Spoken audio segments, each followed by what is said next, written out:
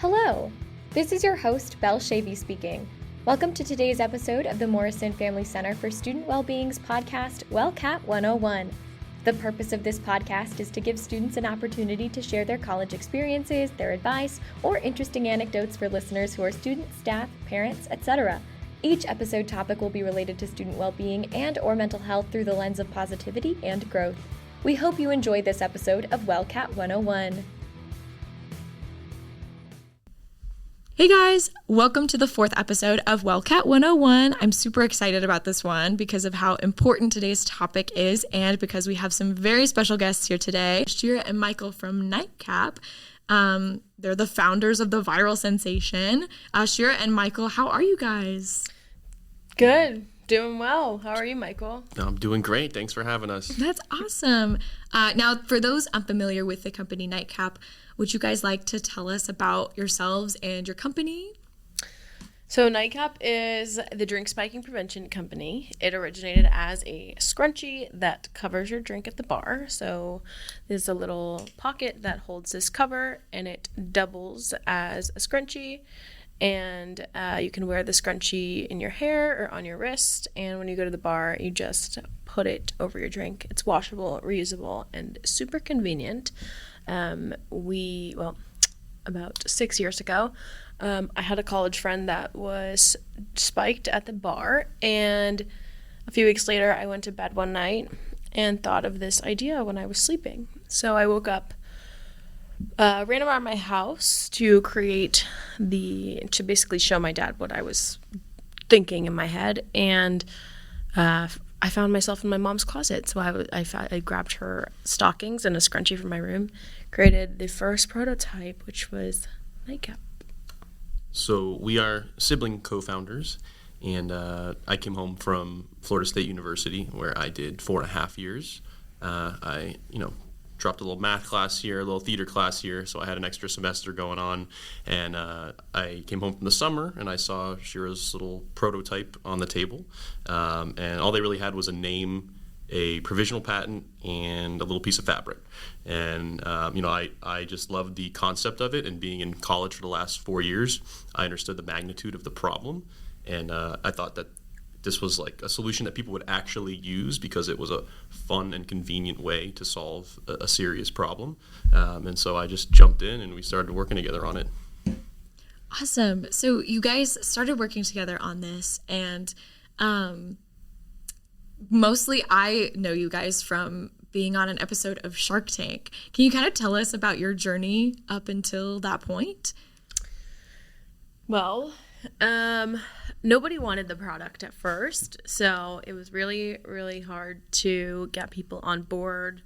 Drink spiking has always been a problem, but it hasn't always been talked about. So ordering a drink at the bar and putting a cover on it hasn't been something that people do in general. So we had to definitely create like this fun solution to a serious problem, not scaring people into using it. So within a year of starting the company, we applied for Shark Tank, got a call back. About 40,000 people applied for the show, continued to get some callbacks, and eventually like 6 months later, we were standing behind the two doors and questioning life. So the two doors opened, you walk down the aisle, and there's no music playing. You step out there, you see Mr. Wonderful's head, and you just do your pitch. We were the COVID season, so we actually spent 10 days in a hotel room before pitching out there. And we got a deal with Lori, which was really exciting. But before we went on Shark Tank, I think it was definitely really hard to get traction because Shark Tank gave us a lot of credibility. So people were like, what is that? No, like nobody wants to use a drink cover. So there's kind of a problem that people dealt with and didn't have any tools to protect themselves from. But now that it's so talked about, we've spread a lot of awareness on social media. So we've kind of gotten people to realize, this is something that you are able to use. And I would say before Shark Tank, so we spent, maybe 4 or 5 months developing the product and getting it ready for launch. And then once we launched it for like 4 months, like we couldn't pay people to take it. And then we got really lucky with these 2 TikToks that went viral, and with those TikToks, we started TikTok kind of just blew it up, and from there we got really lucky because we had like actual sales that we could pitch on Shark Tank and say, oh yeah, we have sold a bunch of these, and so that was really the start of it. Yeah, I was gonna mention that's how I heard about you guys originally back in like 2020 before watching the Shark Tank episode, was seeing it on TikTok specifically, but all social media. To me, I think drink covering reminds me of like how, yes, you should wear a helmet when you're riding a bicycle, but nobody does because helmets aren't cool. They're bulky and sometimes a little bit weird looking, but they keep you safe. And I think previously, before NightCap and your design, drink covers, they're not cool. They seem a little bit elementary. Nobody thinks that drink spiking will happen to them. And so creating a product that is fun and cool and that you can wear on your wrist and almost kind of making being safe cool, as cheesy as it sounds, is a big part of your guys' company and your whole brand. I think that's super cool. What if you could make a helmet fun? I think we were actually walking around campus yesterday and we saw a guy on a motorcycle wearing a helmet, and it was like a big bunny head. Yes. And I think he has a lot of fun with his safety. So we kind of put a bunny head on a drink cover. That is a helmet that I would wear. Yes. Oh my goodness. I can't believe you guys saw him because he's a bit infamous here in Manhattan. Okay. I could see why. Sticks out. What other products do you guys have, and how do they work? Yeah, so our scrunchie is, our first hero product, and it's still our most popular today, but it was something we realized pretty quickly that not everybody wanted to wear a scrunchie, and not everybody is drinking out of a like solo cup size or like similar size shaped cup. People are drinking beer, people are drinking out of cans. So Michael was realizing, we need a unisex version. So he quickly came up with the NightCap keychain, which is a keychain that holds your drink cover. And it works the same. You can wash it, reuse it, but it just goes on your keys instead of a scrunchie. Then from there, we continued reading our comment section. I'm drinking a beer. I can't use this. So we started selling beer bottle tops that go on your keys. Then we started selling handy bottle tops, like little hands that cover your beer. Can cooler covers. I hate that. The word koozie is trademarked. Darn. Mm-hmm. Darn. So we basically have these cooler covers that cover your seltzers, and they like zip up. We have gift boxes, bachelorette boxes, college boxes. We sell personal alarms, breathalyzers. Well, I think we're out of those. But yeah, we just kind of innovated from there. We have a cool product coming out in a few months. We never really thought that there would be a more opportunity to grow because we were like, we have everything covered. But yeah. Oh, we sell stop tops. We sell stickers that cover your drink. Those are for like a cheaper version for like businesses to purchase and give out to their customers. Yeah, we realized that the scrunchies and keychains are too expensive for a bar to put on every drink. So we needed something that was just much cheaper that they could keep behind the bar and just slap on it on every single drink, or have a sign up that says, drink covers available upon request, something like that. So that's how we got involved with the stop tops, and we found those in the UK, and we became the exclusive distributor in the US for that product. You want to say what the new product is? Well, the new product is more of like a baseball themed product. So, I mean, yeah, I guess you could say it's like a baseball hat for your drink. Do you know those? Do you know the noggins, the big hats that people wear? Oh yeah, and they've got It's like that, but on your beer, seltzer, or soda, and it's like made of foam, so you can just pop it on, and it's like your hat. Yeah. Your drink needs a hat too. So. That's so interesting. That's cool. Mm-hmm. Wow, you guys have such a range of things, and like you said, like when you think you have it all covered, innovate and make something else. Keep covering. No pun intended. No pun intended. I wanted to talk about something interesting that you mentioned about sticker covers at bars. And then being maybe, do you think bars should offer them as an optional thing? Or, and I don't, maybe some bars already have done this, but offer, drink covers are not optional. The sticker covers at least like have to be on every drink. What is your opinion on that? Do you think they should be optional? Do you think that they should be always incorporated or always available? They should be always available. I think anyone going to a bar should be able to get the safety tools that they need when they need them and where they need them. We've seen the most pushback with bars and clubs because they want to say that drink spiking doesn't happen, or they don't want people to think there's a problem at their venue. But we recently helped get a law passed in California mandating drink covers in bars. So starting July 1st, every single bar in the state has to have drink covers. They don't have to put them on every drink, but they have to provide them. So if you order vodka soda and you go to the bar and you say, hey, I want a vodka soda, but I also want a drink cover, they have to give you one. Yeah, I think the standard should at least be having them available. I think it'd be great if they'd go above and beyond and put them on everyone.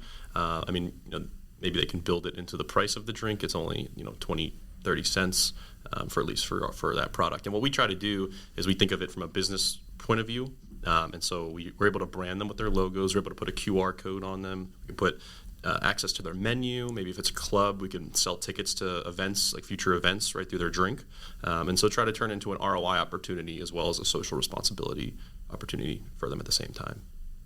Interesting. So would these covers then, like the law passed in California, would customers have to pay for the drink cover? Would it be an extra charge for them, or would they be provided to it for free, or is that up to the bar's discretion? It's up to the bar. Yeah. Up to the bar. We're trying to get it for free to bars and customers. Our goal is to get sponsors, so like liquor brands and maybe like an Uber or Lyft to brand it, maybe say 10% off your ride home if you scan this QR code, something like that, and they pay for the cost of the product, and then the bars get them for free, and so there's no cost to the bar, there's no cost to the customer, and the brand gets the advertising. So that's our top goal right now. Yeah, that's a great goal. I hope you guys get to accomplish it and keep working towards that. That's awesome. Thanks. We're kind of going to pivot a little bit to talk about what advice you have for students who are going out and drinking at bars or house parties to keep themselves safe. Because like you said, we like to pretend it doesn't happen, but drink spiking happens. And I don't know if you've seen videos on social media of people like demonstrating how easy it is to spike a drink or Those are my videos. They are? Oh my goodness. Swedish Fish video? Yes. The candy? Yes, with the candy. Okay. That's her. There you go. My video. Cool. Of the, how easy it is to spike drinks with candy. And specifically, I feel like colleges are a big target for drink spiking just because so much partying happens on a college campus and off campus as well at bars. It's just, a place with a lot of nightlife where people are drinking, whether it's alcoholic or non-alcoholic.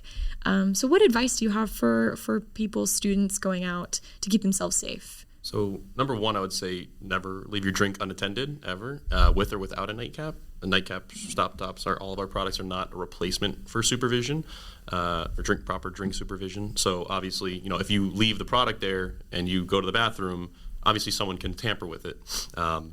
It's more likely they'll get caught tampering with it, but it's really for when your drink is next to you, when even when you're holding your drink. If you go watch Shira's videos and you can see, your drink could be right in front of you, and it can happen. So our goal is with the NightCap to make it so if someone tries, they're going to get caught in the act because you're going to be right there and see them tampering with it.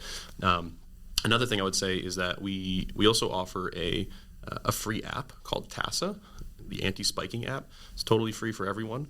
And what you do is you upload up to 6 night out contacts. And if you think you've been spiked, you press a button, and basically all your friends will get a notification saying that you think you've been spiked, and it sends your location to all of them.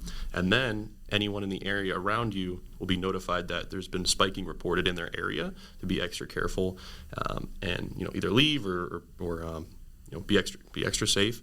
And then also what it does is it'll track data on where drink spiking is actually happening, how often it's happening, and where it needs to really be addressed.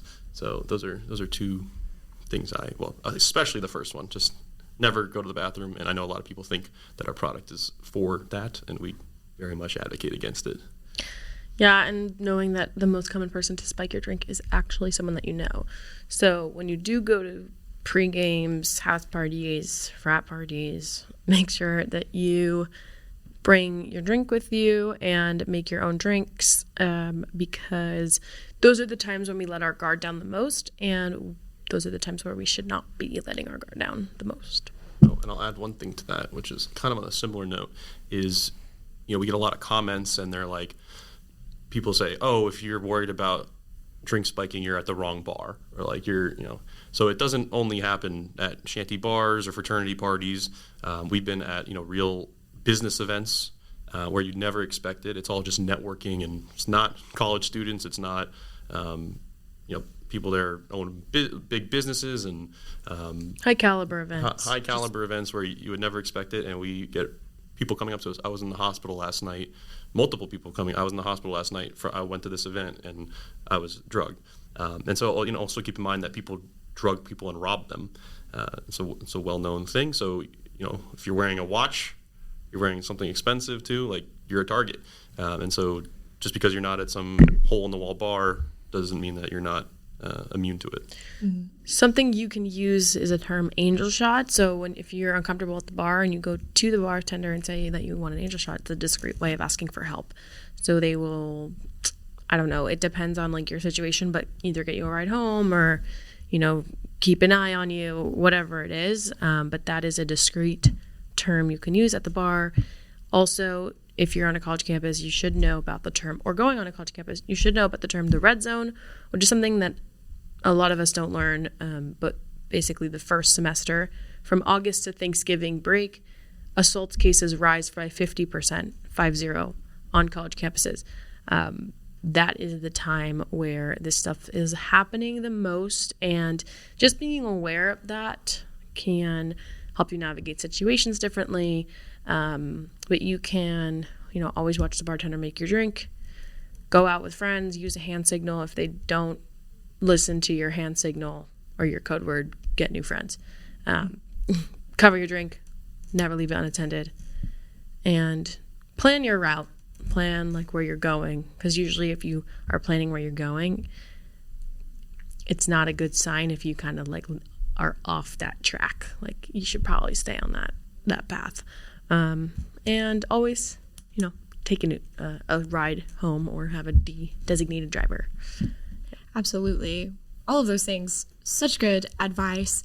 And this next kind of topic that I'm putting forth, I just thought of, and it's a little bit more along the lines of not necessarily prevention, but what do you do after you realize, oh, my drink has been spiked, or maybe you see someone else spike a drink. And I know you talked about you can, with this app, report drink spiking, but who do you call? What do you do?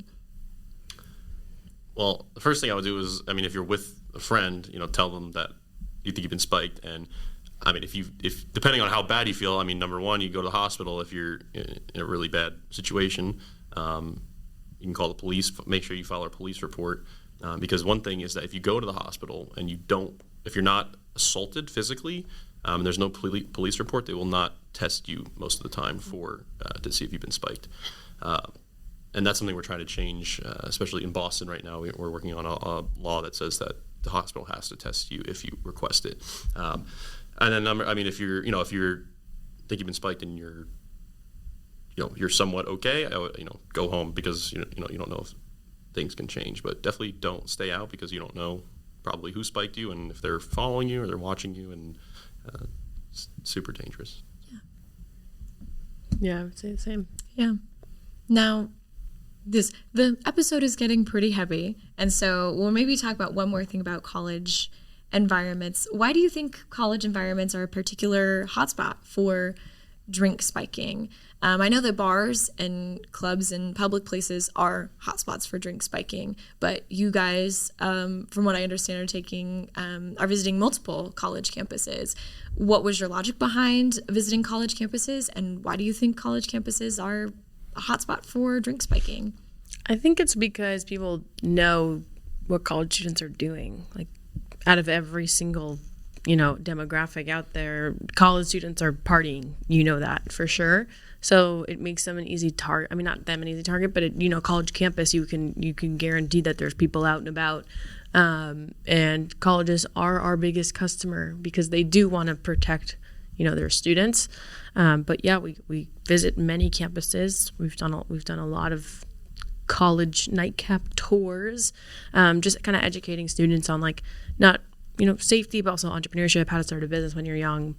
So we still try to make it that fun solution to a serious problem by not just talking about safety, because it can be overwhelming, but splitting it up, making it fun, showing them that we did this at a really young age. You can do this too. So, I mean, what I would say is that despite what some colleges want to believe, is drinking going on around every campus, and you're going to have young women on campus who are the number one target, and they're going out a lot for the most part and drinking, and they're not making themselves a target, but people see them as a target. They see them as an easy target, and they're highly concentrated on college campuses. And there's other things on college campuses too, like fraternities. I don't want to generalize all fraternities and every fraternity guy, but I've heard stories like hazing stories where fraternity they'll tell their pledges, go out and drug 3 girls tonight, or you're not getting in the fraternity. And so you have situations like that, which that happens one night, and suddenly you have 50 girls in the hospital because of one person in a fraternity's decision. So it makes it kind of, I don't know if the word breeding ground makes sense, but it's just like the perfect scenario for this to happen. And also a lot of immature young people where maybe they have a Xanax on them and they think it's a joke or something funny, and they'll just oh, look at this, they're just I mean, you can't blame it on them being young, but they're just not they're just immature, and they think it's a joke in some circumstances. So it just makes it a really highly concentrated spot, which is why we focus on universities, and our goal is to get the universities to fund them and not have to get students to pay for them. We want the universities to provide them to all their students, similar to how most universities will provide condoms. So it's just like a condom for your drink. Yeah, I like that analogy. I also think I like what you said about that immaturity aspect. I think that every person, just like with anything when you're younger, you don't ever think it's going to happen to you. Same thing with every time you get into a car, you should be safe on the road, but you never think that you're going to get into an accident. But you still have to be safe anyway and follow the rules. And so I think a lot of people going out, especially for the very first time, maybe in college, and maybe drinking for the very first time, there's a certain naivete that comes with that you don't think drink spiking is going to happen to you or to your friends because you think that you are always safe, and maybe you trust the wrong person. Maybe there's somebody that you met that you're like, oh, they can hold my drink for me. I say, I don't know if it is safe to leave your drink really with anyone. I don't think that, it's just a drink. What's the harm in taking it with you? It's not like a brick. Yeah. It's the easiest thing to bring with you. Also, I mean, if you're on a college campus too, I saw the bar outside our hotel, it looks like a double is $5. So, just true. Sometimes you just throw it away and get a new one if you need to. I was going to say, really, it's either a hospital visit or $5 for another drink. Yep. I know what choice I'm going to make. Right. You get a fresh drink, fresh ice, nice, cold, and crisp. Yeah, absolutely. And especially I know that people, if they are drinking alcohol, then they are already inebriated. And so they are, maybe they think that they've set their drink down for just a sec, look away for just a second, and then their drink is next to 3 other drinks that look identical, and they might pick up the wrong one. And not only, you have no idea what's in there, but also you have no idea where your drink is, and so it's just safer to just bite the bullet and get another one. A lot of people use nightcaps as a way to identify their drink. You know, unless you have multiple people using a nightcap that's the same color, looks exactly the same. It's a good way to, like, you know, you have your drink next to you, next to some other drinks, you know that one's yours because it's covered. Yeah, and you guys have a variety of different colors, different designs and stuff. Sort of. We have maybe 5 colors, but a lot of people will say, well, you should do this print and that print, but everyone ends up buying black. So we just kind of stick with the black. But besides the universities, if they have, purple was our first color besides black, and we just happen to have like the perfect purple for K-State. So. K-State purple. Yeah, we did. Yeah, I mean, we do custom orders. We just did a partnership with the Mets. So we did a black scrunchie with the Mets logo. That was really cool. But we have yet to offer those like on our website for people. It was just for people at the game. Yeah, I was going to say, even, you know, not at bars, at probably like a baseball game, where anywhere where you're going to be drinking something is where you can use it. That's so cool. I think, again, kind of pivoting again to maybe bring the conversation up to something a little bit lighter. You said that also you're coming and talking to colleges about entrepreneurship and maybe starting a business. What advice do you have for young entrepreneurs that have an idea for a product or a need that they see?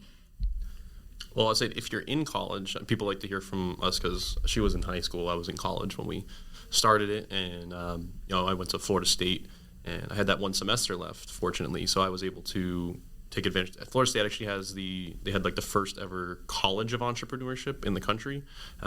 Usually, like there is other entrepreneurship programs, but they're usually within the business school. So this one was like its own separate one, and they had, you know, a ton of different resources. So I won 4 different pitch competitions, like over $15,000 to help start the business. And then I was able to use their legal clinic. They filed a trademark for us for free. We just had to pay the filing fee. So that goes from like $1,000 to like $200.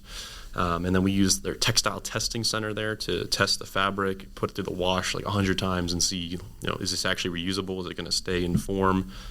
And you know, just using their incubator and the networking there and the professors and just, you know, taking advantage of all of your resources while you're a student is like the best thing you can do, because once you graduate, it's gone. So if you have an idea, you know, hopefully you have the time or any resources to help start it. Not everyone does, but if you have that luxury of being able to have that time to do it while you're in college, I would highly recommend taking advantage. You know, go to your business school, go to your entrepreneurship college and be like, what resources do you have? Like, what can help me start this? And try and do it. Start it right there, right then.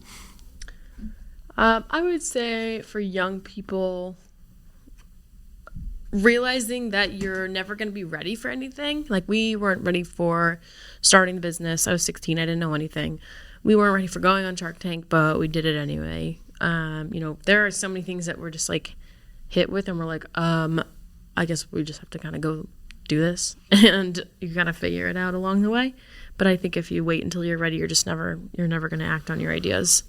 You know, and a lot of people get like, you know, they go straight into your 9-to-5 job, and you get kind of stuck because you're like, oh well, now I'm at work all day and I don't have the energy at night, and so you kind of, there's an advantage of doing it before you kind of get stuck in that routine of comfort. Yeah. So, you know, get out of your comfort zone before you do that if you can. Absolutely. Well, and I think that it's very easy to get deterred by failure, or by maybe you have an idea, you see a need, like you said, like you know, had an experience with a friend and you had an idea, and you can see it, you can actualize it, and you know, built a prototype out of things that you already had. I think a lot of people have these ideas and have these needs, but then they sort of get stuck at well, I can't make it right now out of the things I have, or maybe I don't have the money to make it right now. And so then they wait on it and table it. And, you know, you guys are a very good example of, you know, we maybe weren't ready at first, but we tried it and did it anyway. And you guys experienced some struggle with gaining traction on the road there. And when you're young, people want to help you, and they're way more open to, like, you know, you need help with something, like they'll help. Most people will help you out. Now I'm 27 and they just want my money. So, you know, especially if you're in college, like people are more open to helping you. And I would also say that like everybody knows somebody that knows somebody. So like if there's some like you need help with something that you don't know how to do, or like you don't know anyone, I don't know, post on Facebook. Does anybody have someone who can help me with this thing or this thing? And like I know our first manufacturer we found because our mom had a friend who was in manufacturing, and like that was how we that was like at the very beginning how we got started. So just I don't know, reach out to anyone and be like, do you know anyone who knows this? And usually there will be someone at some point. Just keep keep trying. Yeah, absolutely. Yeah, I mean, you just have to, I guess, talk about what you're looking for all the time, and someone will be like, I know someone. Or post about it. Post on LinkedIn. Post on Instagram. Don't be afraid to ask. Because then if you don't ask, you don't get it. Yeah. And find something that you're passionate about. You guys both found passion in this cause, and we're talking about it because April is Sexual Assault Awareness Month. And, we're kind of had to face I don't know if you guys faced any backlash, but definitely like talking about something that not very many people were talking about is a little bit scary, but you guys found a passion for it, and that's awesome. And I'm so glad that you're continuing to build and expand on that with lots of different products which will be linked in the description and show notes to this podcast episode. Thanks. Yeah, I think before you go, but I think backlash is like huge with not only our business but just entrepreneurship in general. I'm part of a bunch of founders clubs, and like I feel like all the founders that I'm around, they're always constantly failing, and we face a lot of backlash, a lot of failure all the time of people not acknowledging the product, or like they'll pick up the phone and then you tell them what you're trying to do and they don't want anything to do with you anymore. It's really weird, but people like to ignore this problem. So it's something that we've gotten used to. It's kind of sad as a human being to know that the bars that you walk into, they don't really care. I think if you're facing backlash, there is always better on the other side. I dropped out of college, and my whole family, all my friends told me it was crazy. But I started the business when I was in high school. So we went on Shark Tank before. I went to college and everything. I think college is great. I'm not against it. I think my situation was different, so I dropped out. But I faced a lot of backlash in that decision. And if I listened to the backlash, I would still be in school. I probably would not have ever taken it up full time. I think just kind of listen to your gut is really important. Mm-hmm. One other thing I would add for like students or young entrepreneurs is like if you see a company in like maybe your industry, I don't know if I'd reach out to like direct competition, but like someone in your industry, like find a small to medium sized business and like message them and be like, hey, like who did your website? Like I love your website. I want something similar like that. Or how did you, like, do you have any connections in manufacturing? Because I have a similar type of product that, or like you do textiles and I want to do a textile. So do you have someone who could do that? A lot of times like the owner of that business might get like a referral for sending you to someone. So like they might even get paid for helping you. So, and then you have a connection for free and there's no reason not to try. Yeah, and working on someone else's dime sometimes is pretty nice. Like if you discover a business that you like, there's really no harm in reaching out to see like what you can do for them, if it's for free or if it's not for free. But just learning the back end of business before you want to start your own can also be really helpful. Absolutely. That is great advice. Thank you guys so much. Yeah. And anything you guys want to add?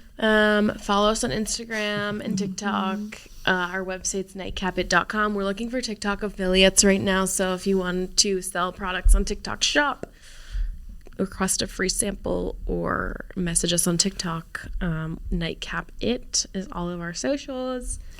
And follow me on LinkedIn, Shirah and Benarde. And stay tuned for our baseball hat drop coming soon. Yes. Maybe like 2 months, maybe 3, somewhere around there. But follow us and come get your baseball hats. Yes. Absolutely. All the baseball fans I know. I will be texting them.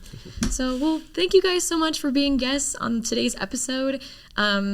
For our listeners, if you would like to know a little bit more about NightCap and their products, a link to their website as well as their socials will be in the description of this episode, along with both on-campus resources and national hotlines and organizations for support regarding anything related to sexual assault. I also wrote down TASA, the app that you guys spoke about just now. I will also link that as well because I think that can be an incredibly useful tool. I have 2 more resources I want to share. Invisaware products are jewelry that calls the police. So you can wear necklaces, bracelets. They come in all forms. You click it twice, the police come. So it's something that's nice to have. Also, Third Eye app is an app that you can download for when you're in an Uber, on a run, all these things. And you can actually have your friends follow your location, and it will record you while you're in the Uber. And we are working on something with them as well that will even amplify safety in the car. So if you're ever scared taking Ubers, I mean, I usually am. So download that app. You can record yourself while you're in Uber and just a bunch of access to safety on that app and Invisaware as well. And never leave your drink unattended. Yep. Never leave your drink unattended. And remember that we're talking about these topics because April is Sexual Assault Awareness Month. There's so many resources here on campus for you. Please remember that you are never alone and there will always be support for situations that you are in. Thank you again, Shirah and Michael. It was lovely to have you.